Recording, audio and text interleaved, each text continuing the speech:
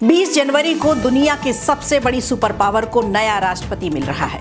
पूरी दुनिया में डोनाल्ड ट्रंप की चर्चा है, लेकिन इस बीच ट्रंप ने ओपनली एक स्टेटमेंट दिया है। क्या कहा है डोनाल्ड ट्रंप ने, बताएंगे आपको। वहीं दिल्ली चुनाव में योगी की एंट्री से पहले ही बवाल मचा हुआ था। ऐसे में योगी के आने से अब क्या है आरएसएस का प्लान, जानेंगे इसे भी। और महाराष्ट्र में ऐसा क्या हुआ जिसे लेकर आमने सामने आ गए देवेंद्र फडणवीस और एकनाथ शिंदे। नमस्कार, खबर प्रधान शो देख रहे हैं आप और मैं हूं संगीता श्रीवास्तव।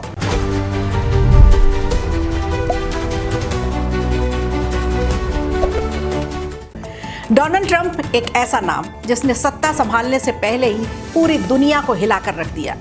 और ऐसे में अब ट्रंप ने अपनी विक्ट्री स्पीच यानी विजयी भाषण में खुलेआम ये दावा कर दिया है कि वो तीसरा विश्व युद्ध रोकेंगे। यानी उनके दावे से ये बात तो साफ है कि अब दुनिया तीसरे विश्व युद्ध के बेहद नजदीक है। यहाँ तक कि ट्रंप ने इजराइल और हमास के बीच हुए सीज फायर का श्रेय भी खुद ही ले लिया।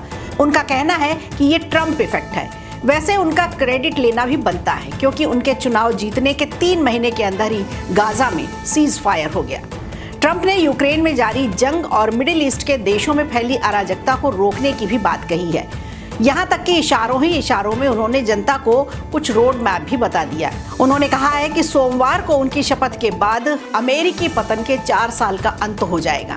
उन्होंने अगले कार्यकाल में ऐतिहासिक रफ्तार से काम करने की बात कही है। उन्होंने कहा है उनके काम की शुरुआत मैक्सिको सील करने से होगी।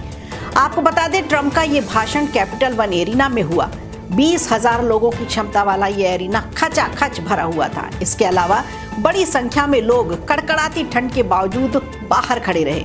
जानकारी के लिए बता दें, बीते कुछ दिनों पहले ही कनाडा को भी अमेरिका का राज्य बनाने का ऑफर दिया था।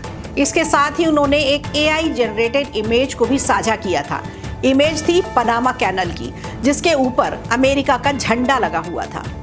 ट्रंप के सत्ता में आने से पहले ट्रंप के अलावा एलन मस्क भी काफी उत्साहित दिखे। अंदाजा लगाया जा रहा है कि अब ट्रंप और मस्क की नजर ब्रिटेन के स्टारमर सरकार पर है। आपको बता दें, ट्रंप अमेरिका के 47वें राष्ट्रपति की शपथ लेने जा रहे हैं। भारत के टाइम जोन के हिसाब से ट्रंप आज रात 10:30 बजे राष्ट्रपति पद की शपथ लेंगे। दुनिया भर से राजनेता, बिजनेस टाइकून और ट्रंप के करीबी शपथ समारोह में पहुंच रहे हैं।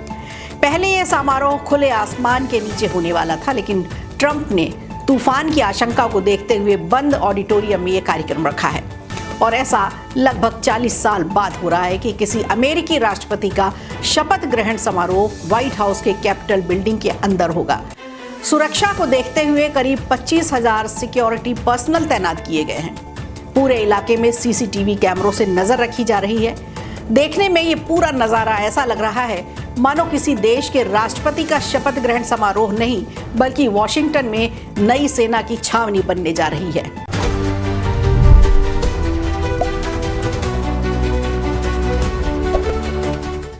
एक तरफ दिल्ली के पूर्व मुख्यमंत्री अरविंद केजरीवाल हैं, तो दूसरी तरफ उत्तर प्रदेश के मुख्यमंत्री योगी आदित्यनाथ। चुनाव प्रचार में सीधी टक्कर चल रही है। दिल्ली चुनाव के सभी समीकरणों को बदलने की बात चल रही है, और ऐसा इसलिए क्योंकि योगी का ट्रैक रिकॉर्ड है।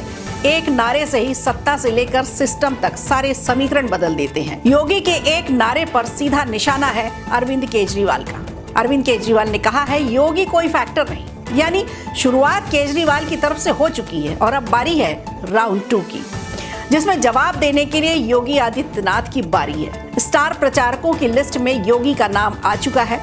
बहुत जल्द योगी चुनाव प्रचार में होंगे, दिल्ली के मैदान में होंगे। और योगी आएंगे तो भविष्यवाणी तो ये कहती है कि चुनावी मैच का वो रिजल्ट फिक्स करके जाइए।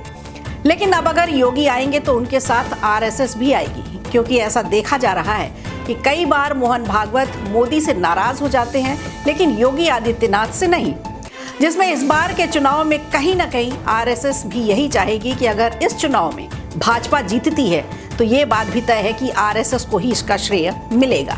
और केजरीवाल से कहीं ना कहीं संघ को भी दिक्कत तो है ही, क्योंकि आए दिन केजरीवाल के बयान और कांग्रेस के बयान एक जैसे दिखते हैं, जिसमें केजरीवाल भले ही खालिस्तान का समर्थन करते हुए नजर आते हो, लेकिन RSS को वो कट्टरवादी संगठन ही डिनोट करते हैं। अब केजरीवाल और योगी आदित्यनाथ के बीच टकराव ये बताती है कि भाजपा ने चुनाव के लिए अपने सबसे मजबूत पत्ते, अपने हुक्म का इक्का यानी योगी बाबा पर दांव लगा दिया है और राजनीतिक बाजी जीतने की चाल चल दी है।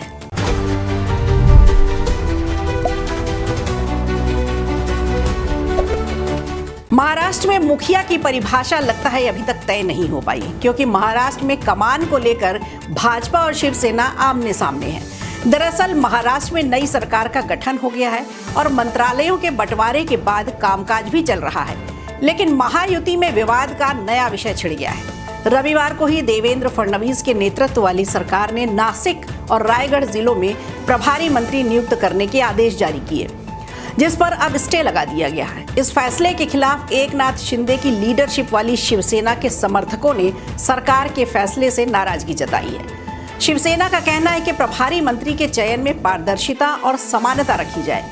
ये विवाद इसलिए हो रहा है क्योंकि एनसीपी के नेता अदिति तटकरे को रायगढ़ का प्रभारी बनाया गया है, जबकि नासिक की जिम्मेदारी भाजपा लीडर गिरीश महाजन को मिली है। लेकिन आखिर प्रभारी मंत्री पर इतना भयंकर संग्राम क्यों? तो इसका जवाब साफ है, वो ये कि महाराष्ट्र में प्रभारी मंत्री को ही गार्जियन मिनिस्टर कहा जाता है। गार्जियन मिनिस्टर की जिले की विकास की योजनाओं से जुड़ी मीटिंग्स में हिस्सेदारी बड़ी होती है। ऐसे में पार्टियों के बीच प्रभारी मंत्री के पद को लेकर काफी खींचतान चलती है।